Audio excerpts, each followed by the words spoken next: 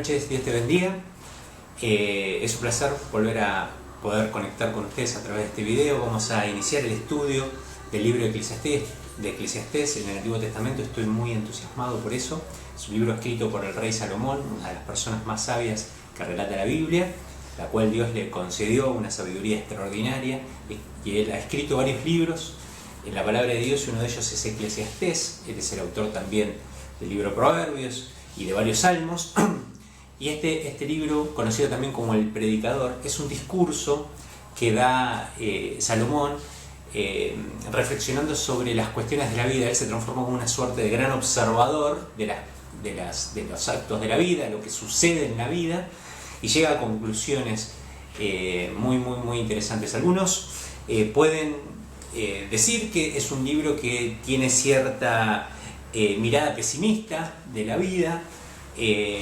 Yo lo pondría entre signos de pregunta esta observación. Probablemente él está desilusionado sobre algunas cuestiones que suceden a lo largo de la vida, pero sí tiene unas conclusiones espirituales muy interesantes. Capítulo 1 de Eclesiastés es el capítulo que quiero iniciar a estudiar a través de estos videos, y que vamos a compartir juntos, y ojalá Dios quiera nos dé luz para poder sacar enseñanzas a nuestra vida. Eclesiastés capítulo 1, versículo 14, el título de esta prédica es Correr tras el viento, correr atrás del viento.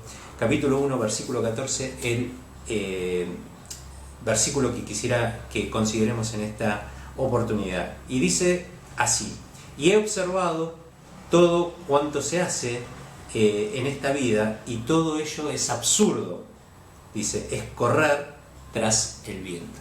Acá lo que está diciendo Salomón, el predicador, el observador de la vida, es que, y si usted lee todo el primer capítulo, él lo que está diciendo son varias cosas que tienen que ver con que afanarse en la vida o preocuparse en la vida lo único que trae es dolor.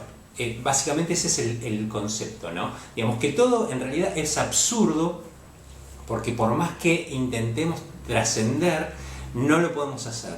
En realidad la conclusión más importante de todo el libro es que, más allá de todos los esfuerzos que podamos hacer y que nos hagan sentir que la vida es absurda, la única manera de que la vida tiene sentido es si esto tiene una trascendencia eterna o una trascendencia espiritual. No tiene sentido la vida es absurda sin Dios. Esa sería la conclusión de este libro, la conclusión teológica, ¿no? Y vamos a ver cómo Salomón en muchas oportunidades habla de que justamente la vida es absurda. Yo quiero destacar 3 o 4 cosas que dice en este primer capítulo sobre la vida absurda, o cómo la vida resulta absurda si no tiene una trascendencia espiritual y eterna a través de la conexión con Dios, a través de la vida espiritual con Dios. Lo primero que él dice es que las generaciones pasa una generación, pasa otra, y en realidad la situación no cambia mucho. El mundo sigue estando ahí, todo sucede. Nosotros tenemos como esa idea de que somos importantes, pero la realidad es que nos hemos dado cuenta que cuando alguna persona deja este mundo, en realidad la rueda sigue girando, el mundo sigue funcionando, y más allá de lo importante que nos creamos, y aún las personas que se creen muy importantes o llegan a ser muy importantes, una vez que dejan este mundo, el mundo sigue sin inmutarse. Digamos, de alguna manera las generaciones pasan y las cosas no cambian demasiado. No somos tan importantes como nosotros creemos. Es decir, que seguir trabajando en esa idea de ser relevantes en la vida, en algún punto, cuando llega el momento de la muerte, se transforma en algo absolutamente absurdo.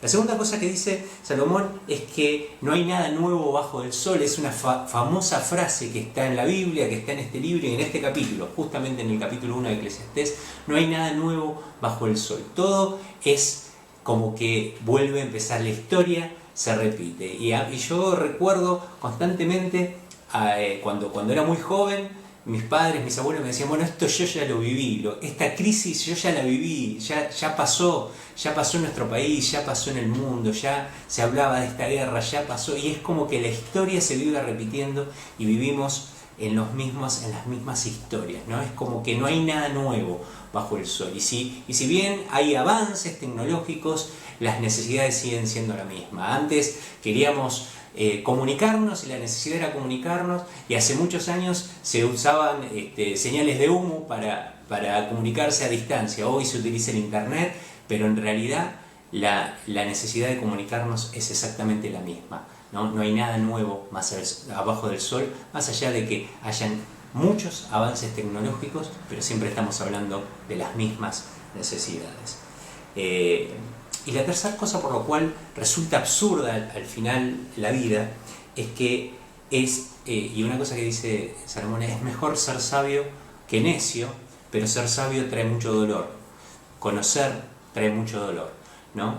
Y es muy interesante cómo uno puede ver que todo lo que uno puede hacer en términos económicos, en términos de sabiduría, en términos de conocimiento, en términos de crecimiento personal, al final de los tiempos, al final de la vida, termina siendo casi un absurdo si no hay un después, ¿no?